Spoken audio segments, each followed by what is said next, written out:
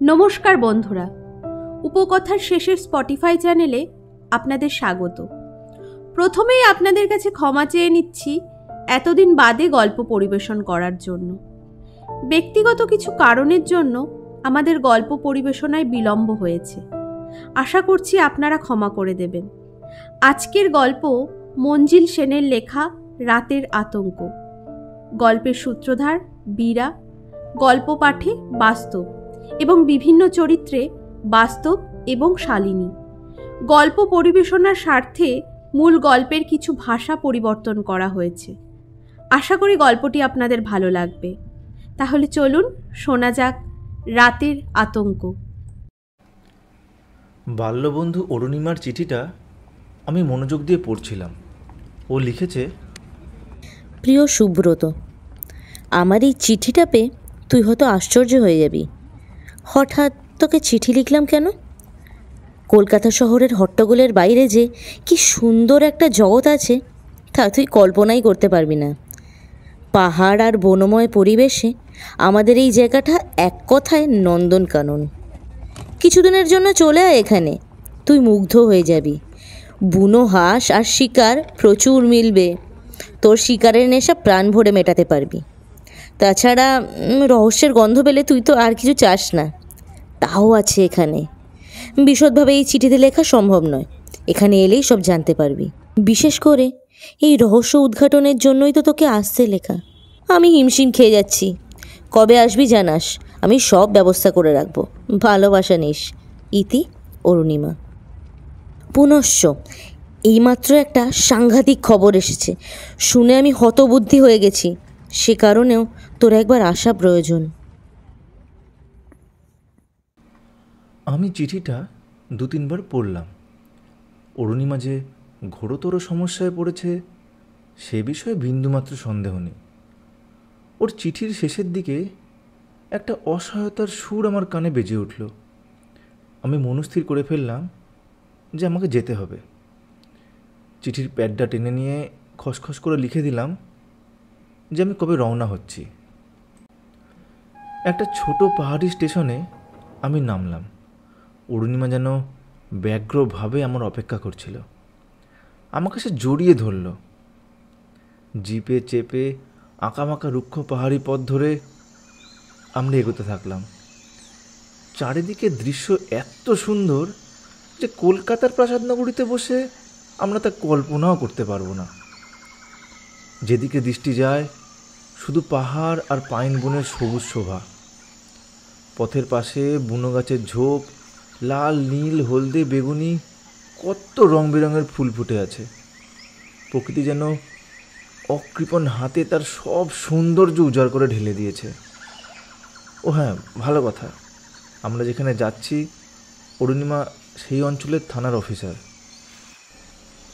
রাত্রে খাওয়া দাওয়ার পাট চুকলে আমি একটা আরাম কেদারায় গা এলিয়ে দিয়ে বললাম, নে এইবার তো রহস্য কাহিনী শোনা আমাকে। শোন তবে, ওই অঞ্চলে কিছুদিন ধরে একজনের পর একজন অসুস্থ হয়ে পড়ছে। রোগটা যে কী তা ধরা যাচ্ছে না কিছুতেই। প্রথমে একটি স্বাস্থ্যবতী মেয়ে এই রোগের কবলে পড়ে। এখানকার অধিকাংশ লোকই পাহাড়ি, শক্ত সামর্থ্য চেহারা। দেখতে দেখতে অসুস্থ পুরুষ নারীর শরীর শুকিয়ে সাদা হয়ে যাচ্ছে, যেন তাদের শরীরের রক্ত কেউ নিংড়ে নিচ্ছে। হাসি খুশি জোয়ান মানুষগুলির অস্বাভাবিক ফ্যাকাশে আর কোটরগত চক্ষু প্রেতের কথা মনে করিয়ে দেয়। এই ঘটনায় ওই অঞ্চলে দারুণ আতঙ্কের সৃষ্টি হয়েছে। পাহাড়িদের বিশ্বাস কোনো অপদেবতা বা পিশাচ এসে তাদের মুলুকে আস্তানা গেড়েছে এবং মানুষের রক্ত শুষে খাচ্ছে। তাদের এই বিশ্বাসের মূলে রয়েছে একটা কারণ, সেটা হলো প্রত্যেক অসুস্থ ব্যক্তির গলায় পাশাপাশি দুটো ক্ষতচিহ্ন দেখা গেছে, সূক্ষ্ম ক্ষত। কেউ যেন তীক্ষ্ণ অস্ত্রের ধারালো অগ্রভাগ গলায় ফুটিয়ে দিয়েছে। 2 বিন্দু রক্ত জমে আছে সেই ক্ষত দুটোর মুখে। অসুস্থ ব্যক্তিদের 3 জন মারা গেছে, এখন একজন ওই রোগে আক্রান্ত হয়েছে। অবশ্য অসুস্থ হওয়ার সঙ্গে সঙ্গেই রোগীরা মারা যাচ্ছে না, ধীরে ধীরে রক্তশূন্যতায় ভুগে শেষ পর্যন্ত রক্তহীন হয়েই তারা মৃত্যুর কোলে ঢলে পড়ছে। অসুস্থ অবস্থায় তারা এমন সব অসংলগ্ন প্রলাপ বকছে যার কোনো মাথা মুন্ডু নেই। তবে তাদের চোখে মুখে একটা নিদারুণ ভয়ের চিহ্ন সবাই লক্ষ্য করেছে। অরুণিমার বক্তব্য শেষ হলে আমি বেশ কিছুক্ষণ গভীরভাবে ভাবলাম। ব্যাপারটা যে রহস্যময় তাতে কোনো সন্দেহ নেই। কোনো কিছু নেই, এদিকে একজন জোয়ান পাহাড়ি মানুষ অসুস্থ হয়ে পড়ছে, কিন্তু অসুখের কোনো কারণ খুঁজে পাওয়া যাচ্ছে না। দেখতে দেখতে তাদের শরীর কেমন ফ্যাকাশে হয়ে বীভৎস রূপ নিচ্ছে। তাদের অসংলগ্ন প্রলাপ, মুখে আতঙ্কের চিহ্ন, সব মিলিয়ে ব্যাপারটা যেন ভুতুড়ে লাগছে। সবচেয়ে আমাকে যা ভাবিয়ে তুলল তা হচ্ছে তাদের গলার ওই ক্ষত চিহ্নগুলো। কে বা কারা এই ক্ষতের সৃষ্টি করছে, কীভাবেই বা করছে, সেটাই বোঝা যাচ্ছে না। আর সবথেকে আশ্চর্য লাগছে, একজনের পর একজনের এই রোগের কবলে পড়া। একসঙ্গে একজনের বেশি কখনো অসুস্থ হয়নি, কেন? আমি অরুণিমাকে জিজ্ঞেস করলাম, আচ্ছা অরুণিমা, রোগের উপসর্গ তো বুঝলাম, কিন্তু আমার একটা কথা বলতো, একটা মানুষ যে এই রোগের কবলে পড়ছে সেটা ঠিক কখন জানা যাচ্ছে? সবকটা ক্ষেত্রেই রোগ ধরা পড়েছে সকালে, অর্থাৎ রাত্রে কোনো না কোনো সময় ওই হতভাগ্য লোকগুলি সেই রোগে আক্রান্ত হয়েছে। কথা বলতে বলতে বেশ রাত হয়ে গেল। যদিও সেটা এপ্রিল মাস, তবু উঁচু পাহাড়ি উপত্যকা বলে আমার বেশ শীত করছিল। শরীরটাকে গরম করার জন্য আমি একটা সিগারেট ধরালাম। তারপর গায়ে একটা ওভারকোট চড়াতে চড়াতে অরুণিমাকে বললাম, চ বাইরে থেকে একটু ঘুরে আসি। প্রথমে অবশ্য ও একটু আপত্তি করছিল, কিন্তু আমি ওর কোনো বারণই শুনলাম না। বেরিয়ে পড়লাম দুজনে। অরুণিমা একটা শক্তিশালী টর্চ সঙ্গে নিল, আর আমি আমার 12 বোরের বন্দুকটা আমার সাথে নিলাম। আসলে পাহাড়ি জায়গা তো, বলা যায় না হঠাৎ করে যদি হিংস্র কোনো জন্তুর মুখোমুখি পড়ে যাই। আকাশ বেশ পরিষ্কার, অসংখ্য তারা ঝলমল করছে। ঠান্ডা হাওয়ায় আমার হঠাৎ খুব শীত করতে লাগলো। আমি অরুণিমাকে বললাম, চ ওই অসুস্থ লোকটার বাড়ির আশপাশ দিয়ে একটু ঘুরে আসি। পাহাড়ি চড়াই উতরাই পথে একটু হেঁটেই যেন আমি হাঁপিয়ে উঠলাম। আকাশে পেঁচা, বাদুড় ছাড়াও বেশ কিছু রাতজাগা পাখি উড়ে বেড়াচ্ছে। তাদের চেনা অচেনা ডাকি যেন রাতের নিস্তব্ধতা ভেঙে খান খান করে দিচ্ছিল। যে বাড়িটায় আমাদের যাওয়ার কথা, তার কাছাকাছি আসতেই একটা বাদুড় আমাদের মাথার ওপর দিয়ে উড়ে গেল। এত নিচু দিয়ে পাখিটা উড়ে গেল যে আমরা ওকে স্পষ্ট দেখতে পেলাম। মনে হলো পাখিটাও যেন আমাদের লক্ষ্য করছিল। কীরকম যেন লালচে জলজলে চোখ। আমার গাটা কেমন ছমছম করে উঠল। তারপর ধীরে ধীরে আমরা বাড়িটার সামনে এসে দাঁড়ালাম। সামান্য একটা পাহাড়ি কুঁড়েঘর, বড় বড় পাতার ছাউনি দেয়া। ওখানকার বেশিরভাগ কুঁড়েঘরই ওই ধরনের দেখতে। আমরা বাড়িটার চারপাশে একটা চক্কর দিয়ে আবার ফেরার পথ ধরলাম। পরদিন সকালে আমি অরুণিমাকে নিয়ে সমস্ত এলাকাটা ঘুরে দেখতে বেরোলাম। ঘুরতে ঘুরতে আমরা একটা পাহাড়ি নদীর সামনে এসে দাঁড়ালাম। নদীটার সামনে একটা খাড়া পাহাড়, আর নদীর তীরে পাহাড়ের কোল ঘেঁষে একটা পাথরের দুর্গের মতো বাড়ি। ওই অঞ্চলে এমন একটা বাড়ি দেখব এই আমি কল্পনাও করতে পারিনি। আমি অরুণিমাকে জিজ্ঞেস করলাম, এই বাড়িটা কার রে? ওটা প্রাচীন এক জমিদার বংশের আদি নিবাস। একসময় তাদের শুধু এই অঞ্চলই নয়, আশেপাশের অঞ্চলগুলোতেও দোর্দণ্ড প্রতাপ ছিল। অত্যাচারী বলেও তাদের যথেষ্ট দুর্নাম ছিল। শেষ পর্যন্ত প্রজারা ক্ষেপে গিয়ে বিদ্রোহ করে। একদিন গভীর রাত্রে তারা দলবদ্ধ হয়ে দুর্গবাড়ি আক্রমণ করে। তাদের আক্রোশে জমিদার বংশের সকলেই নিহত হয়, শুধু একজন পালিয়ে বাঁচে। এতদিন বাড়িটা খালিই পড়েছিল। আগাছার জঙ্গলে ভিতরটা ভরে গেছিল। কিছুদিন হলো যিনি পালিয়ে বেঁচেছিলেন তার এক বংশধর আবার ফিরে এসেছেন। জঞ্জাল পরিষ্কার করে বাড়িটা মেরামত করছেন।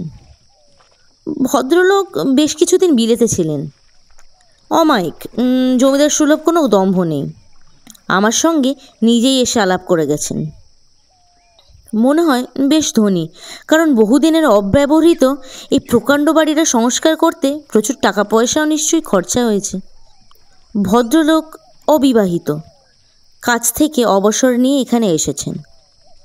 বাকি জীবনটা পূর্বপুরুষদের ভিটেতে কাটিয়ে দেবেন, এই তার ইচ্ছে। সাম্প্রতিক রহস্যজনক ঘটনায় তিনিও নাকি বেশ আগ্রহ দেখাচ্ছেন।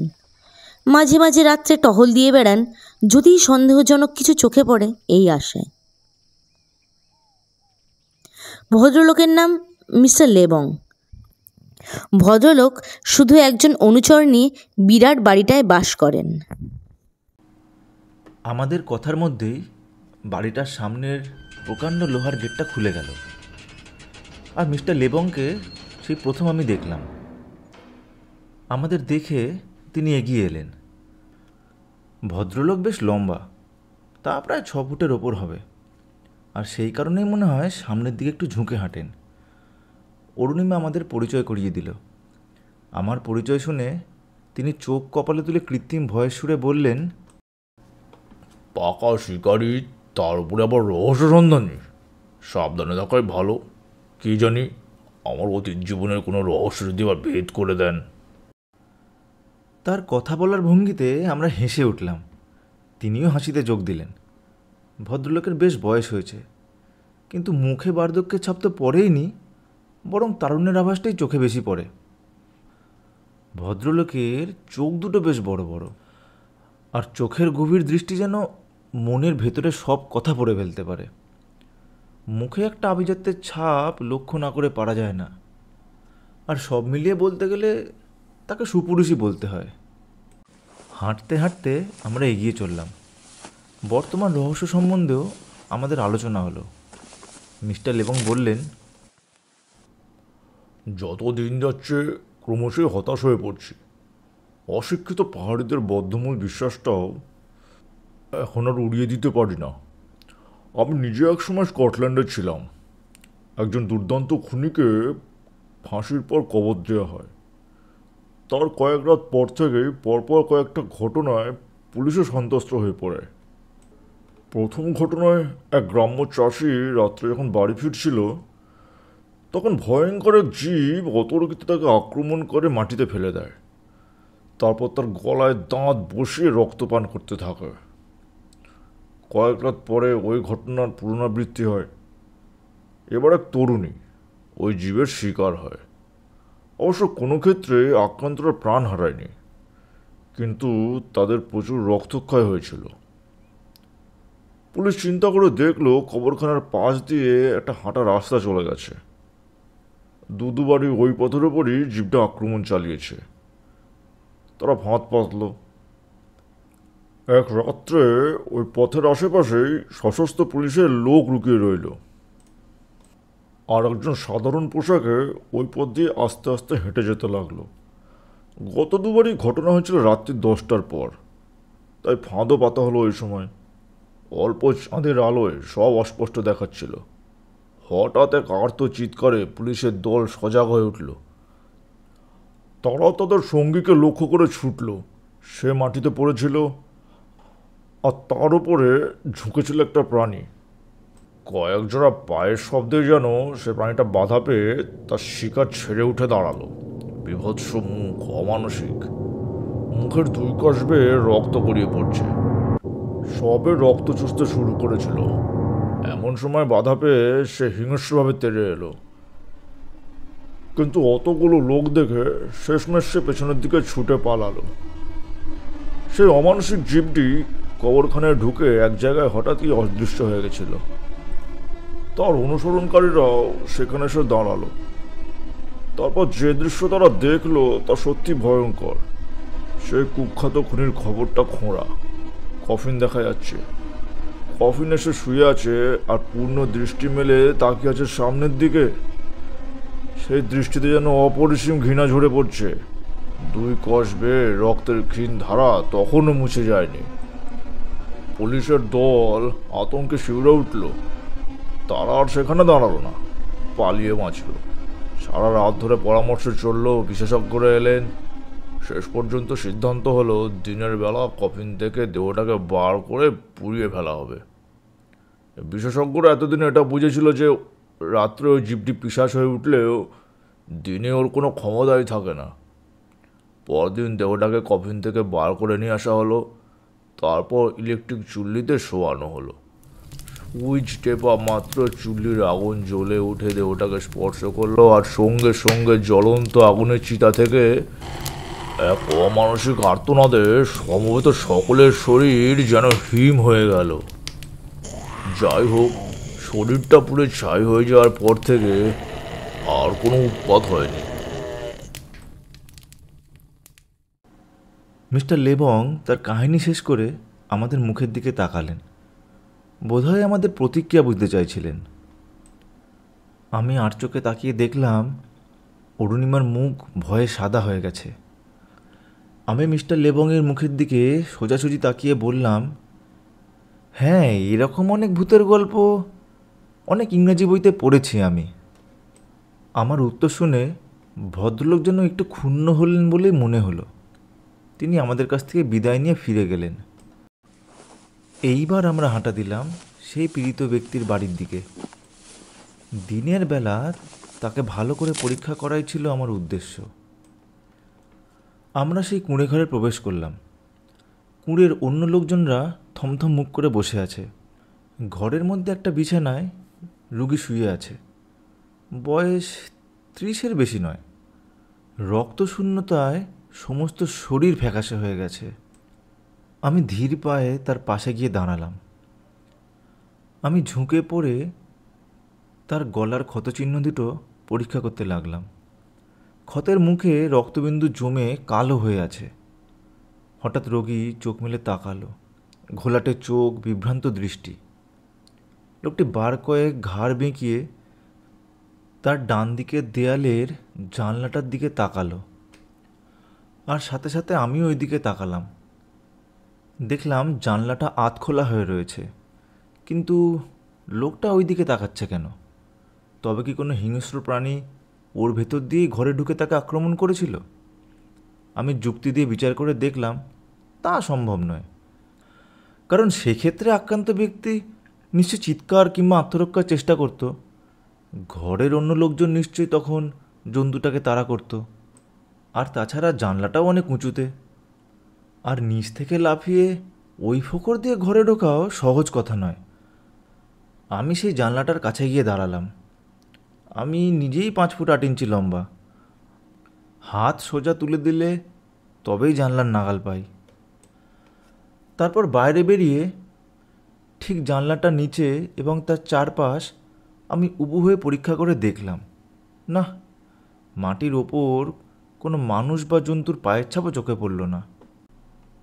এবার আমরা ফেরার পথ ধরলাম। অসুস্থ লোকটার যা অবস্থা, বাঁচবে বলে মনে হয় না। মনটা যেন একটু খারাপ হয়ে গেল। আমরা দুজনেই চুপচাপ হাঁটছিলাম। হঠাৎই একটা কথা মাথায় এলো। আমি থমকে দাঁড়ালাম। অরুণিমা আমার পাশাপাশিই হাঁটছিল।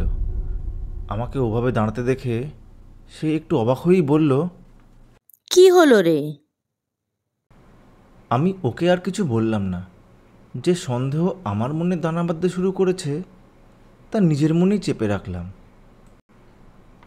আমরা কোয়ার্টারে ফিরে আসলাম। তারপর স্নান খাওয়া দাওয়া করে দুপুরে কিছুক্ষণ ঘুমিয়ে নিলাম, কারণ আমি আর সারা রাত জাগবো এই আমার প্ল্যান ছিল। বিকালে চায়ের টেবিলে অরুণিমা আমাকে জানালো,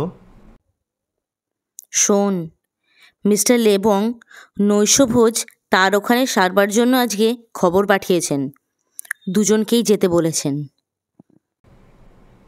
তা মিস্টার লেবংয়ের হঠাৎই অনুগ্রহের কারণ? হুম, জহুরি জহর চেনে। তোকে দেখেই উনি খাঁটি জহর বুঝতে পেরেছেন, তাই পরিচয় আরও নিবিড় করতে ইচ্ছুক বলে মনে হয়। আমি উপসর্গ মাত্র। সন্ধেবেলা অরুণিমার হঠাৎ একটা কাজ পড়ে গেল। ও আমাকে একাই মিস্টার লেবংয়ের ওখানে যাওয়ার জন্য অনুরোধ করলো। কেউ না গেলে অভদ্রতা হয়। অগত্যা সন্ধ্যে 7টার পর আমি একাই বেরিয়ে পড়লাম। বন্দুকটা নিলাম না, ওটা হাতে নিয়ে নিমন্ত্রণ খেতে যাওয়াটা একটু বেমানান লাগে। তবে সুদৃশ্য অথচ মজবুত একটা বেড়াবার লাঠি হাতে নিলাম। অরুণিমা কিন্তু সহজে ছাড়ল না। দাঁড়া, এইভাবে যাস না। আমার রিভলভারটা নে, এনে তোর কোটের লং পকেটে ঢুকিয়ে দিলাম। এইসব জায়গায় বিশ্বাস নেই। আজকে চাঁদের আলো গত রাত্রের চেয়েও উজ্জ্বল। মিস্টার লেবংয়ের বাড়ির কাছাকাছি আসতেই আমার মনে হলো যেন লোহার গেটটার ওপারে একটা দীর্ঘ কালো ছায়া নড়াচড়া করছে। আর একটু এগোতেই ছায়াটা মানুষের আকার নিল। মিস্টার লেবং কালো প্যান্ট আর কালো গাউনের মতো একটা পোশাক পরেছেন, তাই ছায়াটা কালো মনে হচ্ছিল। ভদ্রলোক আমাদের জন্যই অপেক্ষা করছিলেন। আমাকে একা দেখে বললেন, আরে সুব্রত, তুমি একা এলে যে? অরুণিমা কোথায়? আমি বললাম, ওর হঠাৎ একটা কাজ পড়ে গেছে, তাই আসতে পারল না। ক্ষমা চেয়ে নিয়েছে আপনার কাছে নিমন্ত্রণ রক্ষা করতে না পারার জন্য। ভদ্রলোক আমাকে তার বসবার ঘরে নিয়ে গেলেন। বিরাট হল ঘর। সে যেন নবাব বাদশাদের আমলের কথা মনে করিয়ে দেয়। পাথরের দেয়াল, মসৃণ মেঝে, কিন্তু কালের ছোঁয়াচ লেগে চারিদিকে ফাটল ধরেছে, এখানে ওখানে ভেঙেও পড়েছে। আসলে পরিচর্যার অভাব। হলের মাঝখান থেকে একটা ঝাল লণ্ঠন ঝুলছিল। সমস্ত ঘরটার পক্ষে ওই আলো পর্যাপ্ত নয়। আলোর পরেই আবছা অন্ধকার। হলটা কেমন যেন একটু ভুতুড়ে পরিবেশের মতো লাগছিল আমার। আমি কৌতূহল নিয়ে চারিদিকে দেখছি, সেটা লক্ষ্য করে মিস্টার লেবং হাসি মুখে জিজ্ঞাসা করলেন, প্রাচীন স্থাপত্য শিল্পে আগ্রহ আছে নাকি? আমি সম্মতি জানালে তিনি বললেন, এই বাড়িটা প্রায় 400 বছর আগে আমাদের এক পূর্বপুরুষ নির্মাণ করেছিলেন। চলুন আপনাকে সমস্ত বাড়িটাই ঘুরে দেখাই। আমি কৌতূহল নিয়ে চারিদিকে দেখছি, সেটা লক্ষ্য করে মিস্টার লেবং হাসি মুখে জিজ্ঞাসা করলেন, প্রাচীন স্থাপত্য শিল্পে আগ্রহ আছে নাকি? আমি সম্মতি জানালে তিনি বললেন, এই বাড়িটা প্রায় 400 বছর আগে আমাদের এক পূর্বপুরুষ নির্মাণ করেছিলেন। চলুন আপনাকে সমস্ত বাড়িটাই ঘুরিয়ে দেখাই। নিচটা দেখার পর ঘোরানো লোহার সিঁড়ি বেয়ে আমরা ওপরে উঠতে লাগলাম। বাড়িটা গম্বুজাকৃতি।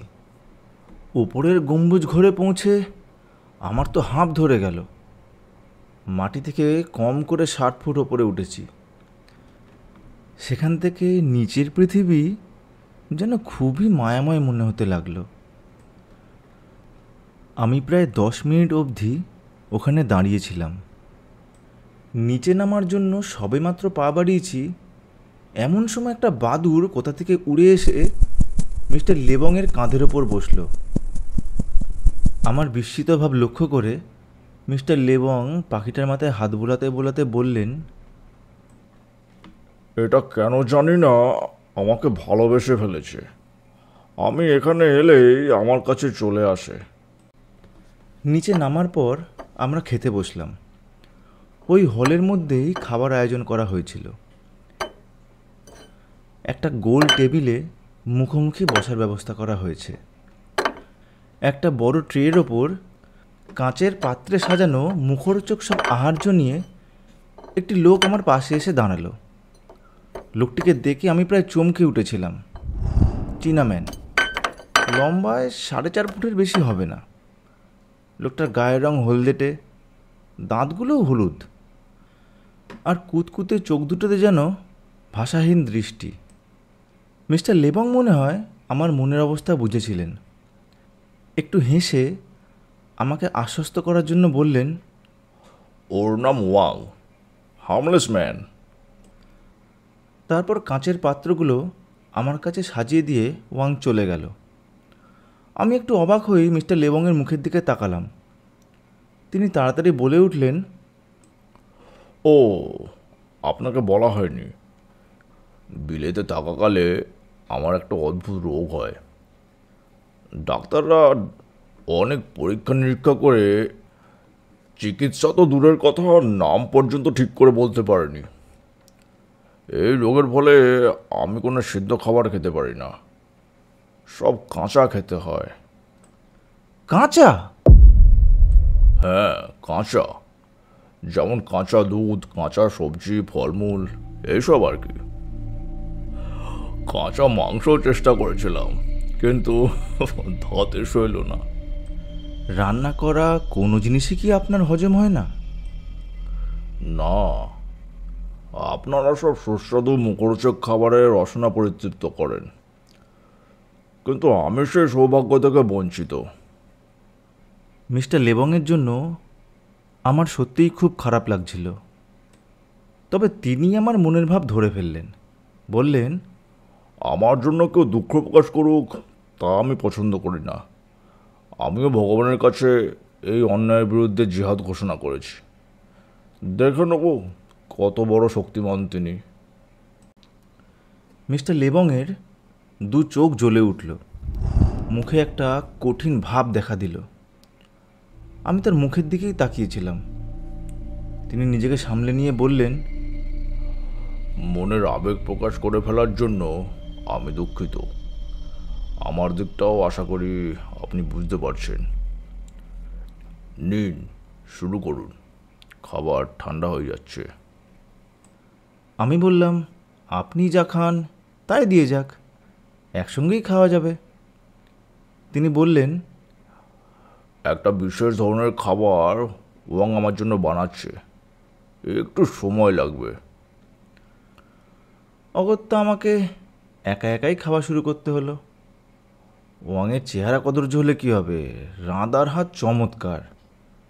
মিহি চালের ঝুরঝুরে পোলাও, মাংসের শিক কাবাব, গোটা মুরগির রোস্ট আর পেস্তা বাদাম দিয়ে পুডিং জাতীয় কী একটা সুস্বাদু খাবার। সবকটা রান্নাই মুখে লেগে থাকার মতো। খাওয়ার ফাঁকে ফাঁকে নানা প্রসঙ্গ নিয়ে আলোচনা হচ্ছিল। আমি কয়েকবারই লক্ষ্য করলাম মিস্টার লেবং ঘাড় ফিরিয়ে ওয়াংয়ের যাতায়াতের পথের দিকে তাকালেন। শেষের দিকে তিনি যে বেশ অধৈর্য হয়ে উঠছেন তা বুঝতে পারলাম। আমি মনে মনে ভাবলাম, কী এমন বিশেষ খাবার ওয়াং বানাচ্ছে যে এত সময় লাগছে। শেষ পর্যন্ত ওয়াং এলো। তার হাতে ছোট গামলার মতো একটা কাঁচের বাটি। সেই বাটির দিকে তাকিয়ে আমি প্রায় লাফিয়ে উঠলাম। কাঁচের স্বচ্ছ বাটিতে লাল তরল রক্ত টলটল করছে, যেন সদ্য কোনো প্রাণীকে হত্যা করে তার রক্ত নিয়ে আসা হয়েছে। মিস্টার লেবংয়ের যেন আর তর্স হয়েছিল না। ওয়াংয়ের হাত থেকে বাটিটা প্রায় এক প্রকার ছিনিয়ে নিয়ে তিনি এক চুমুকে সেটা নিঃশেষে পান করলেন। তার মুখ দিয়ে তৃপ্তিসূচক একটা ধ্বনি বেরোলো, আহ। বাটিটা তিনি ওয়াংয়ের হাতে ফিরিয়ে দিলেন। তার রক্তরাঙা ঠোঁটের দিকে তাকিয়ে আমি শিউরে উঠলাম। মিস্টার লেবং তার তোয়ালে আলগাভাবে ঠোঁটের ওপর চাপতে চাপতে বললেন, টমেটোর রস, এটাই আমার রাত্রের একমাত্র খাবার। টমেটোর রস যে এত লাল হতে পারে তা আমার ধারণা ছিল না। তবে পাহাড়ি অঞ্চলের সব কিছুই বিচিত্র। আরও কিছুক্ষণ কথাবার্তার পর আমি বিদায় নিলাম। মিস্টার লেবং আমাকে গেট পর্যন্ত পৌঁছে দিলেন। আমি কিছুটা গিয়ে আবার ফিরে এলাম। মিস্টার লেবং ভেতর থেকে গেট বন্ধ করে দিয়েছিলেন। আমি গেট টপকে পার হলাম। নিঃশব্দে হাঁটছি। সামনের দিকে না গিয়ে পাশ ধরে আমি এগোলাম। হঠাৎ একটা বাদুড় আমার মাথার উপর দিয়ে উড়ে গেল। মনে হয় এটা সেই বাদুড়টাই। হল ঘরের একটা জানলার তলায় এসে আমি দাঁড়ালাম। জানলাটা বেশ উঁচু। মাটি থেকে দাঁড়িয়ে ভেতরে কিচ্ছু দেখা যায় না। এদিক ওদিক তাকাতে তাকাতে একটা কাঠের প্যাকিং বাক্স আমার চোখে পড়ল। আমি কোনো কিছু না ভেবে সেটা এনে জানলার তলায় রাখলাম। ওটার ওপর উঠে দাঁড়িয়ে আমি ভেতরে সব কিছুই দেখতে পাচ্ছিলাম। মিস্টার লেবং একটা আরাম কেদারায় চোখ বুজে শুয়ে আছেন। টেবিলের ওপর উচ্ছিষ্ট বাসনপত্র তখনও পড়েছিল। আমি মিস্টার লেবংয়ের মুখের দিকে তাকিয়ে চুপ করে দাঁড়িয়ে রইলাম, ভাবলেশহীন মুখ। দেওয়াল ঘড়িতে ঢং ঢং করে 10টা বাজতেই মিস্টার লেবং উঠে দাঁড়ালেন। আমি মাথাটা যতদূর সম্ভব সরিয়ে নিলাম যাতে তিনি আমাকে দেখতে না পান। সর্বনাশ, উনি যে জানলার দিকেই আসছেন। আমি তাড়াতাড়ি নেমে পড়ে সরে দাঁড়ালাম। মিস্টার লেবং গড়াধীন জানলা দিয়ে মাথাটা বার করে আকাশের দিকে তাকালেন। কি দেখছেন বোঝা যাচ্ছে না। মিনিট কয়েক তিনি ওভাবেই দাঁড়িয়ে থাকলেন। তারপর তার মাথাটা অদৃশ্য হয়ে গেল। আমি আবার সাবধানে প্যাকিং বাক্সের ওপর উঠে দাঁড়ালাম। দুহাত পেছনে রেখে ভদ্রলোক অস্থিরভাবে পায়চারি করছেন। কপালে কুটির রেখা ফুটে উঠেছে। মিনিট 10 বোধহয় তিনি এইভাবেই প্রকাণ্ড হলটার মধ্যে এ মাথা থেকে ও মাথা হাঁটলেন। তারপর হল থেকে বেরিয়ে গেলেন। তিনি বেরিয়ে যাওয়ার সামান্য পরেই ওয়াং ঘরে ঢুকল। বাসনপত্র তুলে সে চলে গেল। পর মুহূর্তেই সে আবার ফিরে এলো। এবার তার হাতে একটা বড় মোমবাতি। ঝাড় লণ্ঠনের কাঁচের আধারে কেরোসিনের তেলের আলো জ্বলছিল। টেবিলের ওপর একটা চেয়ার দিয়ে সে তার ওপর দাঁড়ালো। তারপর ফু দিয়ে আলো নিভিয়ে দিল। সমস্ত হলটা অন্ধকার হয়ে গেল। শুধু মোমবাতির আবছা আলোয় সামান্য কিছুই দেখা যাচ্ছে। ওয়াং চলে যাওয়ার পর আমি আরও আধ ঘন্টা অপেক্ষা করলাম। তারপর দুহাতে ভর দিয়ে শরীরটাকে জানলায় তুলে হলের ভেতরে নিঃশব্দে লাফ দিয়ে পড়লাম। আমি পকেট থেকে পেন্সিল টর্চটা বের করে এগিয়ে চললাম। পা টিপে টিপে অত্যন্ত সতর্কভাবে আমি হাঁটছি। ধরা পড়ে গেলে কৈফিয়ত দেওয়ার কিছু নেই। মিস্টার লেবং আমাকে সব ঘর ঘুরিয়েই দেখিয়েছিলেন, তাই আমার বিশেষ কোনো অসুবিধা হচ্ছিল না। একের পর এক ঘরের পাশ দিয়ে আমি ঘুরতে থাকলাম। সব ঘরেই অন্ধকার। টর্চের আলোয় সন্দেহজনক কিছু আমার চোখে পড়ল না।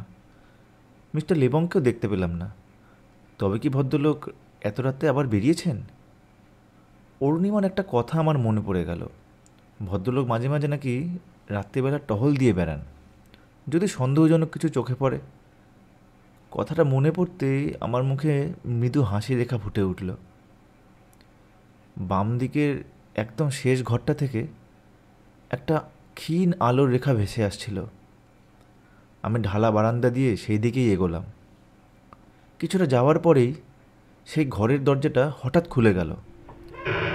আমি তাড়াতাড়ি একটা থামের আড়ালে লুকিয়ে পড়লাম। একটা ছায়া মূর্তি এগিয়ে আসছে। মূর্তির হাঁটা চলা কেমন যেন সন্দেহজনক। একটু কাছে আসতেই আমি বুঝলাম ও আর কেউ নয়, ওয়াং। সে এদিক ওদিক তাকাচ্ছে, কেমন যেন একটা সন্ত্রস্ত ভাব। হাতে একটা কোদাল। বারান্দা ছেড়ে ওয়াং মাটিতে নেমে পড়ল। তারপর পূব মুখে হাঁটতে শুরু করলো। আমি একটু পেছন থেকে তাকে অনুসরণ করলাম। একটা বড় গাছের তলায় সে দাঁড়িয়ে পড়ল। আমি ঝোপঝাড়ের আড়াল দিয়ে যতটা সম্ভব ওর দিকে এগিয়ে গেলাম। নিরাপদ ব্যবধান রেখে আমি একটা গাছের আড়াল থেকে কারণ আবিষ্কার করার চেষ্টা করতে লাগলাম।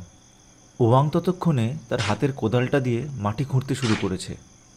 অনেকখানি জায়গা নিয়ে বেশ বড় একটা গর্ত নিপুণ হাতে খুব অল্প সময়ের মধ্যেই সে খুঁড়ে ফেলল। আমি খুবই অবাক হয়ে গেলাম। এত বড় গর্ত করছে কেন? কাকে কবর দেবে? আমার সব সন্দেহের অবসান ঘটতে বেশিক্ষণ সময় লাগলো না। মাটি খোঁড়া শেষ করে ওয়াং উঠে দাঁড়ালো। তারপর অন্ধকারে পড়ে থাকা কী একটা যেন টানতে টানতে গর্তের কাছে নিয়ে এলো। চাঁদের আলোয় আমি সবিস্ময়ে দেখলাম ওটা একটা মুন্ডহীন ছাগল। ছাগলটাকে গর্তের মধ্যে ফেলে ওয়াং এবার মাথাটা নিয়ে এলো। তারপর মাটি চাপা দিতে লাগলো। কাজ শেষ করে সে উঠে দাঁড়ালো। তারপরে একবার আকাশের দিকে তাকিয়ে দ্রুত পায়ে ঘরে ঢুকে গিয়ে দরজা বন্ধ করে দিল। বাড়িটার চারদিকে উঁচু পাঁচিল। আমি আবার গেট টপকে অরুণিমার কোয়ার্টারের পথ ধরলাম। অনেকগুলো চিন্তা আমার মাথার মধ্যে কিলবিল করছে। সব রহস্যের একটা সূত্র যেন আমি খুঁজে পেয়েছি। গভীরভাবে চিন্তা করতে করতে আমি মাথা নিচু করে হাঁটছিলাম। হঠাৎ ষষ্ঠ ইন্দ্রিয়ের অনুভূতিতে আমি মাথা তুললাম, আর সঙ্গে সঙ্গে আঁতকে উঠলাম।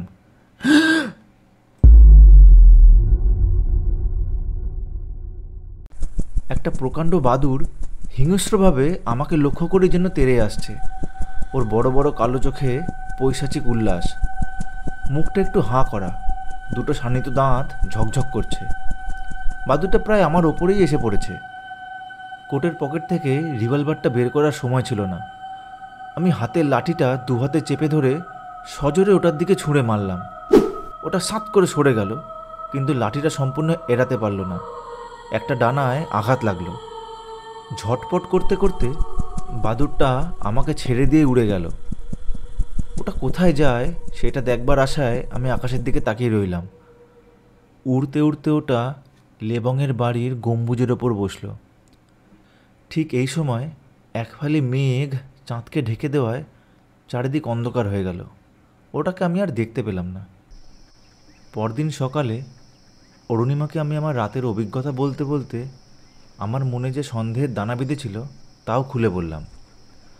আমার বক্তব্য শেষ হলে ও অবিশ্বাসের সুরে বলল, তোর কি মাথা খারাপ হয়েছে?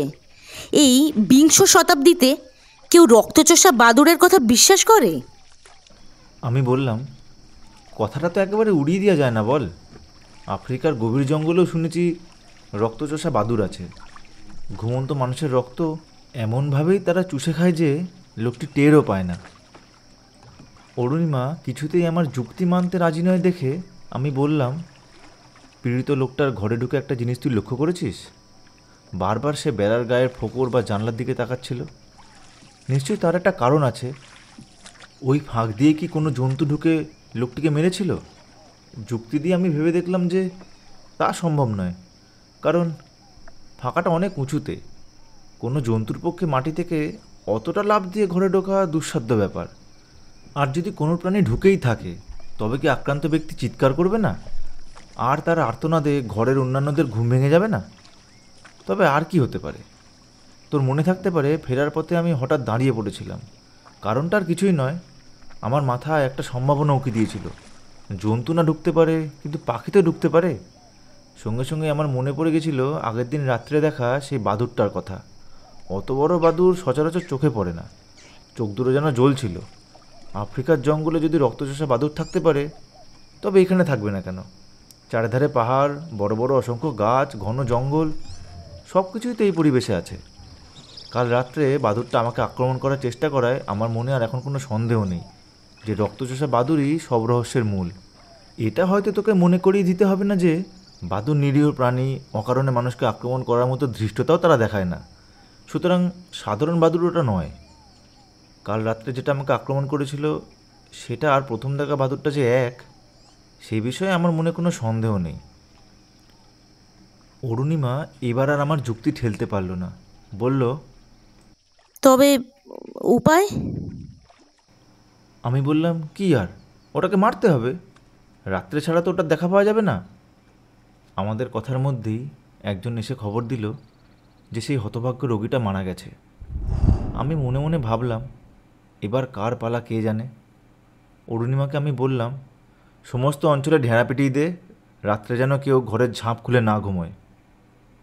অরুণিমার সাথে কথাবার্তার পর আমি আবার লেবংয়ের বাড়ির উদ্দেশ্যে হাঁটা দিলাম।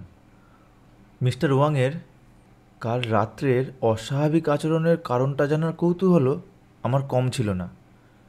গেটের কাছাকাছি পৌঁছাতেই মিস্টার লেবং বেরিয়ে এলেন।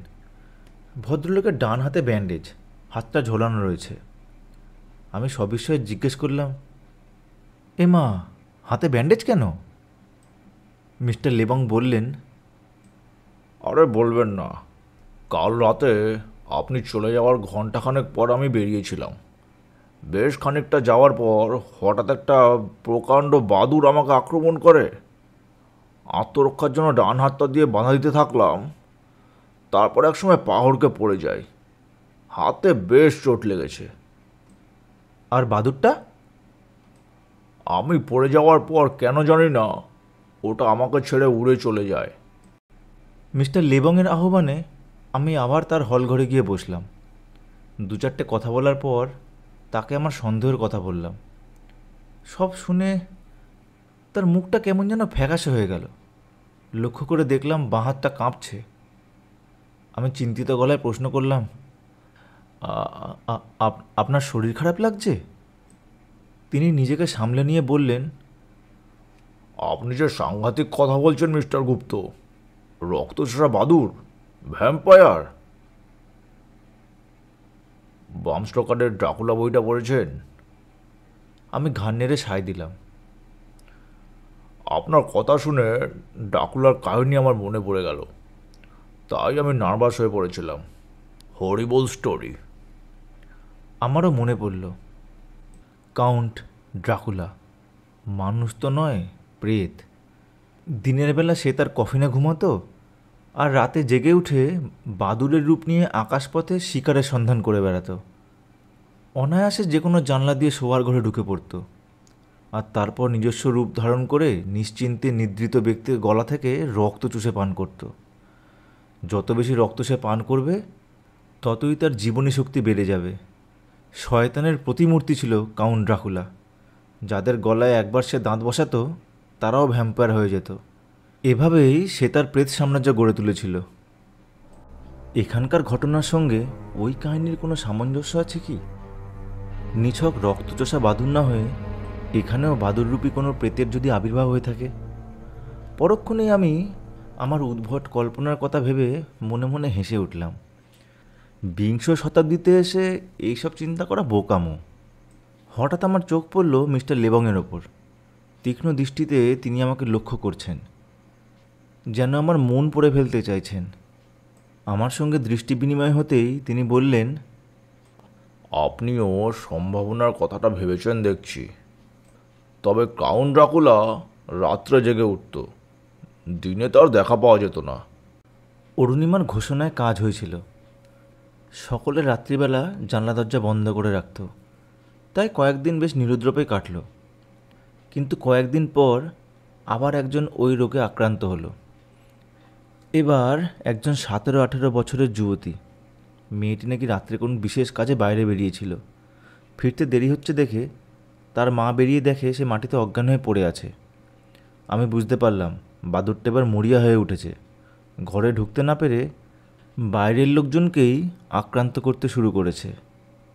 অরুণিমাকে নিয়ে তক্ষুনি সেই বাড়ির উদ্দেশ্যে রওনা হলাম।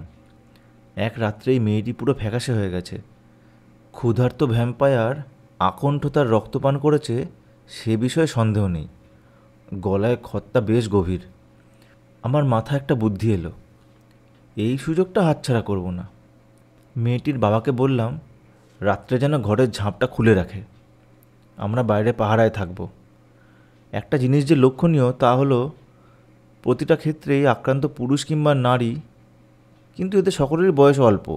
বয়স্ক কেউ এই ভ্যাম্পায়ারের কবলে পড়েনি। এর থেকে বোঝা যায় তরুণদের রক্তের ওপরই বাদুড়ের লোভ বেশি। রাত্রে খাওয়া দাওয়ার পর আমি আর অরুণিমা বেরিয়ে পড়লাম। সঙ্গে আমি আমার বন্দুকটা নিতে ভুলিনি। অরুণিমা ও রিভলভারটা নিল। আমরা সময় মতন আমাদের ঠিক করে আসা জায়গায় পৌঁছে গেলাম। কিন্তু সারাটা রাত অপেক্ষা করার পরেও সন্দেহজনক কিছুই চোখে পড়ল না। দ্বিতীয় রাতটাও বেশ নির্বিঘ্নেই কাটল, আর আক্রান্ত মেয়েটির অবস্থাও এখন একটু ভালোর দিকে।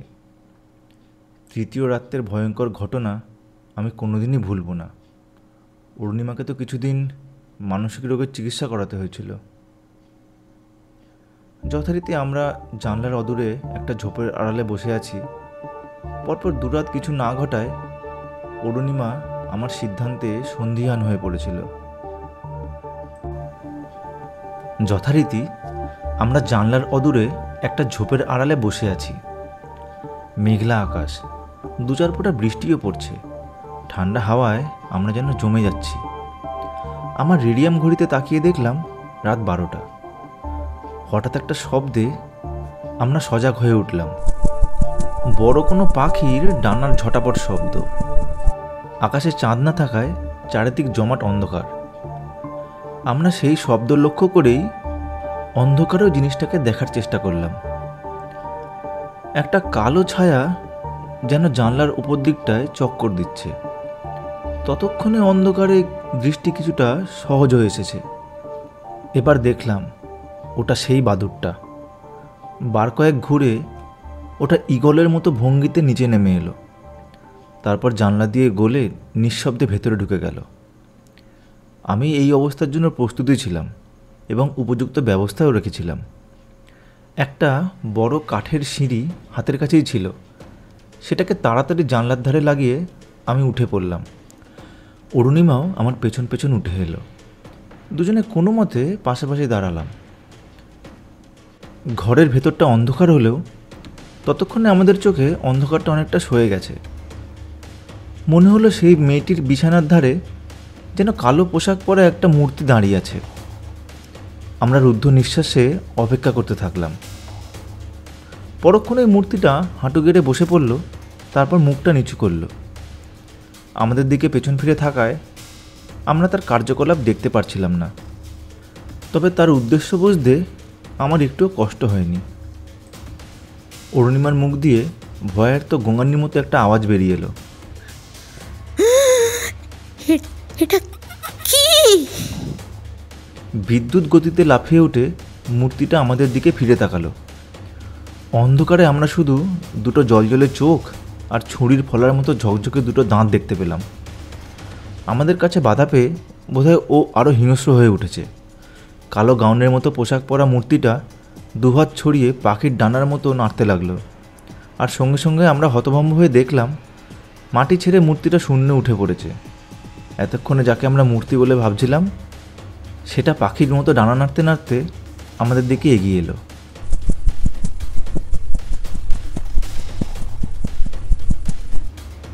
অরুণিমাকে এক হ্যাঁচকা টান মেরে আমি তরতর করে সিঁড়ি বেয়ে নেমে এলাম।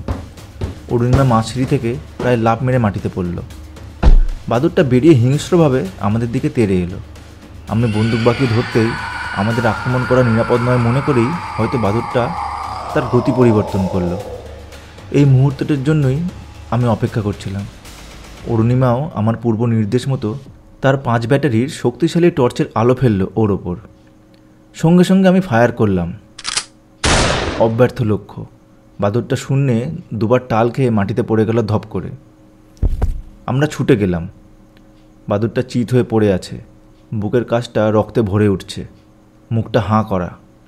দুটো তীক্ষ্ণ অস্বাভাবিক বড় দাঁত টর্চের আলোয় ঝকমক করে উঠল। আমার বন্দুকের গুলির শব্দে ওই ঘরের এবং আশেপাশের লোকজন ছুটে এসেছিল। মৃত বাদুড়টিকে দেখে তাদের মুখে যে দারুণ আতঙ্কের ভাব ফুটে উঠল তা ভাষায় বর্ণনা করা যায় না। নিজেদের ভাষায় তারা কী সব বলাবলি করতে লাগলো, তার এক বর্ণ আমি বুঝলাম না। শেষ পর্যন্ত ওদের একজন সাহস করে এগিয়ে এসে অরুণিমাকে বলল, মেম সাহেব, ওটাকে পুড়িয়ে ফেলো। ও পাখি নয়, পিশাচ। আমরা ওর কথায় সম্মত হলাম। ওরাই গাছের শুকনো ডালপালা এনে এক জায়গায় জড়ো করতে লাগলো। এসব আয়োজন যখন হচ্ছিল আমরা তখন বাদুড়টার কাছ থেকে সরে গিয়ে তাদের কাজ দেখছিলাম। সব ব্যবস্থা সম্পূর্ণ হলে আমরা ওদেরকে বললাম বাদুড়টাকে টেনে আনতে, কিন্তু ওরা কেউ ছুঁতে রাজি হলো না। অগত্যা আমি আর অরুণিমাই এগিয়ে গেলাম। যেখানটায় ওটা পড়েছিল অরুণিমা সেখানে টর্চের আলো ফেলল, আর সঙ্গে সঙ্গে তার হাত থেকে টর্চটা পড়ে গেল। মুখ দিয়ে শুধু গোঁ গোঁ শব্দ বেরোতে লাগলো। আমিও দেখেছিলাম, টর্চের তীব্র আলোয় দেখেছিলাম বাদুড়টার মৃতদেহ অদৃশ্য হয়েছে। আর ঠিক সেখানেই মাটির ওপর চিত হয়ে পড়ে আছে মিস্টার লেবংয়ের মৃতদেহ। বুকের কাছে একটা গোল দাগ, চারপাশটা রক্তে ভিজে উঠেছে। পাহাড়ি লোকগুলো এই দৃশ্য দেখে হাউমাউ করে উঠল। কেউ কেউ পালালো। আমি ওদের অনেক বুঝিয়ে সুঝিয়ে মিস্টার লেবংয়ের দেহটা শেষ পর্যন্ত দাহ করালাম। সব যখন ছাই হয়ে গেল, অন্ধকার তখন ফিকে হয়ে এসেছে। যেন অভিশপ্ত অন্ধকারের ভয়ঙ্করতা দূর করে দিনের প্রথম আলো আশীর্বাদের মতো আকাশ থেকে ঝরে পড়ছে। আমার কাহিনী এখানেই শেষ।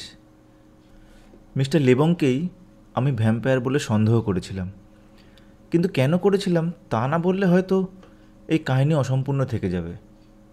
রক্তচষা বাদুড়ের কথা মনে জাগলেও লেবংয়ের কতগুলো ব্যাপার আমাকে ভাবিয়ে তুলেছিল। তার সাথে প্রথম সাক্ষাতের দিনই তার সামনের দাঁত দুটো আমার দৃষ্টি আকর্ষণ করে। অত সরু ও ছুঁচলো দাঁত আমার কেমন যেন বৃষদৃশ ঠেকেছিল। দ্বিতীয়ত, গম্বুজ ঘরে হঠাৎ একটা বাদুড় তার কাঁধের ওপর বসে যেমনভাবে তাকে আদর করেছিল তা আমার স্বাভাবিক বলে মনে হয়নি। আমার খটকা লেগেছিল। আসলে ওই বাদুড়টা ছিল মেয়ে বাদুড়, আর মিস্টার লেবং বাদুড়ের রূপ নিত বলেই ওই বাদুড়টা তার সহজাত অনুভূতি দিয়েই লেবংকে পুরুষ বাদুড় রূপে দেখত। এটা আমি পরে আমার যুক্তি দিয়েই বুঝেছি। তৃতীয়ত, ওয়াং কাচের পাত্রে যখন তরল লাল পদার্থ এনে দিল তখন আমার ওটাকে রক্ত বলেই মনে হয়েছে। মিস্টার লেবং ওটাকে টমেটোর রস বলে আমাকে বিভ্রান্ত করার চেষ্টা করলেও রক্ত আর টমেটোর রসের পার্থক্য আমি বুঝবো না এত বোকা আমি নই। চতুর্থত, লেবং বেরিয়ে যাওয়ার পর ওয়াংয়ের সন্তুষ্ট ভাব আর ছাগলটাকে মাটিতে কবর দেওয়া থেকেই এটাই আমার মনে হয়েছিল যে ওয়াং তার মনিবের আসল রূপ জানে, তাই তার আচরণে এমন অদ্ভুত ভাব।